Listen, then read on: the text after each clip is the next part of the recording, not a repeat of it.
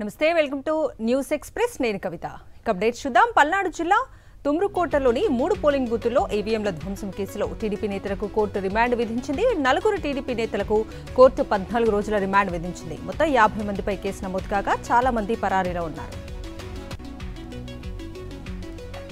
గన్నవరం మండలం మర్లపాలెంలో ఇంట్లో నిద్రిస్తున్న 2 యువకులపై గన్నవరం టీడీపీ అభ్యర్థి యార్లగడ్డ వెంకట్రావు అనుచరులు దాడి చేశారు. ఆ తర్వాత కారులో తిప్పుతూ విచక్షణారహితంగా కొట్టారు. దాడికి పాల్పడిన వారిని గుర్తించి పట్టుకునే పనిలో ఉన్నారు పోలీసులు. శ్రీకాకుళం జిల్లా జయరామచంద్రపురంలో పోలీసులు కార్డన్ సెర్చ్ నిర్వహించారు. గ్రామంలో ప్రతి ఇంటిని జల్లెడపట్టి క్షుణ్ణంగా సోదా చేశారు. ఎన్నికల కౌంటింగ్ సమయంలో ఎలాంటి అవాంఛనీయ సంఘటనలు తలెత్తకుండా ముందస్తు జాగ్రత్తలు చేపట్టారు. తనిఖీల్లో భాగంగా ఎలాంటి పత్రాలు లేని 4 బైక్లను స్వాధీనం చేసుకున్నారు. హ్యూమన్ ట్రాఫికింగ్ గ్యాంగ్ కేసులో విశాఖ పోలీసులు దర్యాప్తు ముమ్మరం చేశారు. ఈ కేసుపై స్పెషల్ ఇన్వెస్టిగేషన్ టీంను ఏర్పాటు చేశారు. విశాఖ సిపి రవిశంకర్ ఆధ్వర్యంలో 20 మంది అధికారులతో సిట్ ఏర్పాటైంది. ఇందులో ఒక జాయింట్ సిపి, 2 సిఐలు, 4 ఎస్ఐలు, 12 మంది హెడ్ కానిస్టేబుల్ ఉంటారు. అనంతపురం జిల్లాలో ప్రసిద్ధ పుణ్యక్షేత్రం పెన్నాహోబిలంలో శ్రీ లక్ష్మీ నరసింహస్వామి వారి బ్రహ్మోత్సవాలు వైభవంగా జరుగుతున్నాయి. నృసింహ జయంతి సందర్భంగా స్వామివారి మూల విరాట్కు ప్రత్యేక పూజలు, అభిషేకాలు నిర్వహించారు. బ్రహ్మోత్సవాల్లో భాగంగా 2వ రోజు సింహ వాహనంపై విహరించారు స్వామివారు. నెల్లూరు జిల్లా పెంచలనకోనలోని పెనుసిల లక్ష్మీ నరసింహస్వామి బ్రహ్మోత్సవాలు అంగరంగ వైభవంగా సాగుతున్నాయి. శ్రీవారి జన్మదినాన్ని పురస్కరించుకుని నృసింహ జయంతి వేడుకలను ఘనంగా నిర్వహించారు. సింహవాహనంపై యోగ నరసింహస్వామి అలంకరణలో కోన మాడ వీధుల్లో ఊరేగుతూ భక్తులకు దర్శనమిచ్చారు స్వామివారు. తిరుపతిలో వారం రోజుల పాటు అత్యంత వైభవంగా జరిగిన తాతయ్యగుంట గంగమ్మ జాతర అమ్మవారి విశ్వరూప దర్శనంతో ముగిసింది. జాతరలో భాగంగా ఆఖరి రోజు అమ్మవారి ప్రతిమను ఏర్పాటు చేసి ఆ ప్రతిమ నుంచి మట్టి తీసి భక్తులపై విసిరారు. ఇలా చేయడం ఆనవాయితీగా వస్తుందని అర్చకులు తెలిపారు. తెలంగాణలో రైతులను కాంగ్రెస్ ప్రభుత్వం మోసం చేస్తోందని రాష్ట్ర బీజేపీ చీఫ్ కిషన్ రెడ్డి విమర్శించారు. 100 రోజుల్లో రైతు రుణమాఫీ చేస్తామని హామీ ఇచ్చి రైతాంగాన్ని దగా చేస్తోందన్నారు. హామీల అమలు విషయాన్ని కాంగ్రెస్ ప్రభుత్వం మరిచిపోయిందన్నారు. వరంగల్ ఎంజీఎం ఆసుపత్రిలో 5 గంటల విద్యుత్ కోతపై బీఆర్ఎస్ వర్కింగ్ ప్రెసిడెంట్ కేటీఆర్ స్పందించారు. కరెంటు కోతలు లేవని సీఎం, ఆయన మంత్రులు పదే చెప్తున్నారు. దీనికి ఎవరు బాధ్యత వహిస్తారంటూ ప్రశ్నించారు. వరంగల్, ఖమ్మం, నల్గొండ పట్టభద్రుల ఎమ్మెల్సీ ఉప ఎన్నికల్లో తీన్మారు మల్లన్నను గెలిపించాలని కోరారు. పాలకుర్తి ఎమ్మెల్యే యశస్వినిరెడ్డి తీన్మారు మల్లన్నకు మద్దతుగా మహబూబాబాద్ జిల్లా తొర్రూరులోని యతిరాజురావు పార్కులో వాకింగ్ చేస్తూ ప్రచారం చేశారు. మహబూబాబాద్ పట్టణంలోని జూనియర్ బాలికల కళాశాలలో ఏర్పాటు చేసిన కౌంటింగ్ కేంద్రాన్ని జిల్లా ఎన్నికల అధికారి కలెక్టర్ అద్వైత్ కుమార్ సింగ్, ఎస్పీ సుధీర్ రామ్నాథ్ కేకన్తో కలిసి పరిశీలించారు. కౌంటింగ్ ఏర్పాట్లపై ఆయా అసెంబ్లీ నియోజకవర్గాల వారీగా ఓట్ల లెక్కింపుకి అవసరమైన ఏర్పాట్లు చేయాలని అధికారులను ఆదేశించారు. భద్రాద్రి కొత్తగూడెం జిల్లాలో జామాయిల్ సాగు రైతులు తీవ్ర ఇబ్బందులు పడుతున్నారు.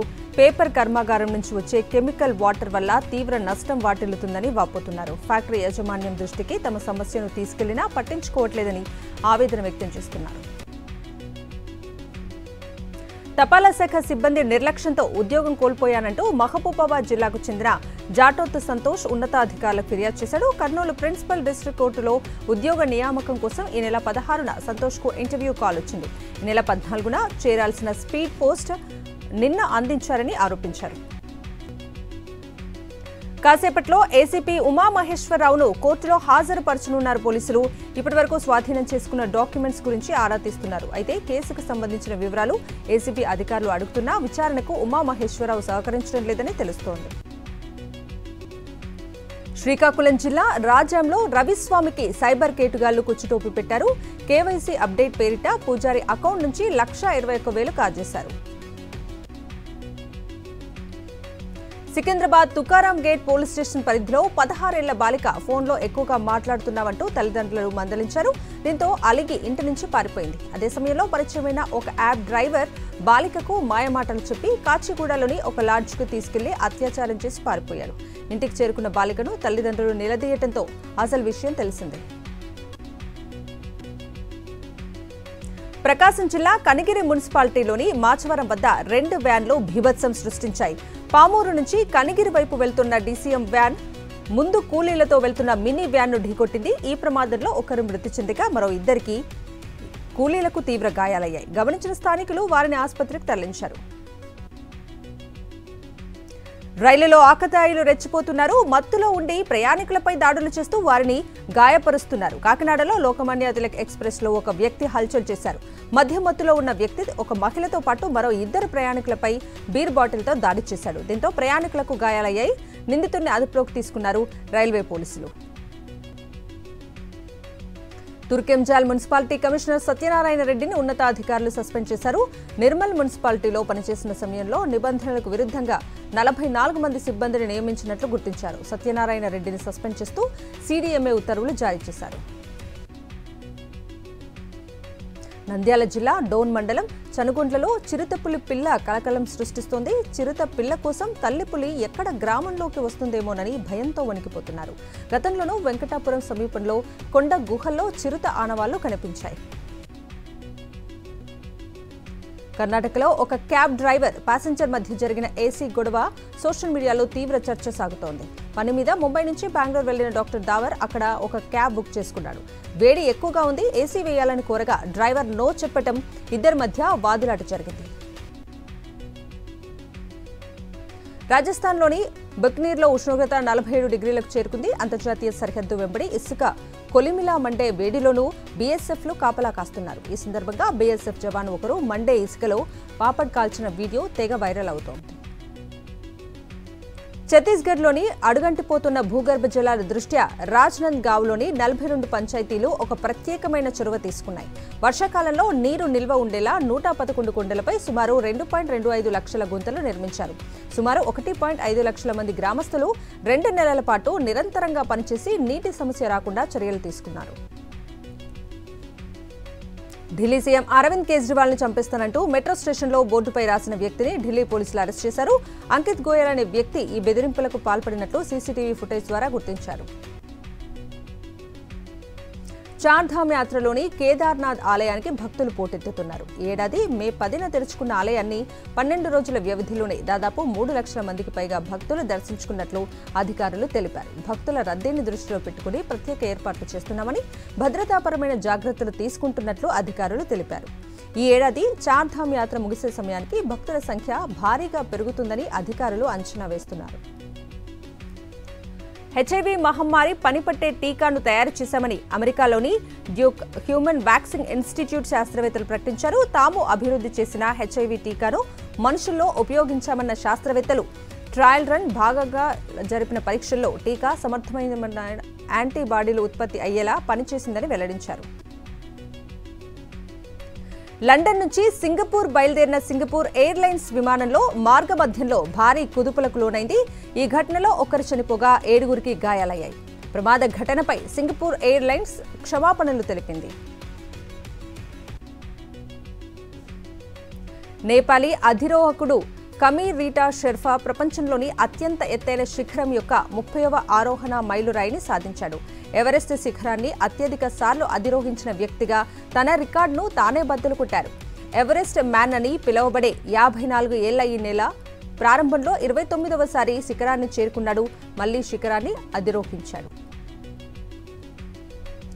ఐపీఎల్ సీజన్ 17లో భాగంగా ఇవాళ ఎలిమినేటర్ మ్యాచ్ జరగనుంది. రాజస్థాన్ రాయల్స్తో రాయల్ ఛాలెంజర్స్ బెంగళూరు పోటీ పడనుంది. గుజరాత్లోని అహ్మదాబాద్ వేదికగా రాత్రి 7:30కు మ్యాచ్ జరగనుంది.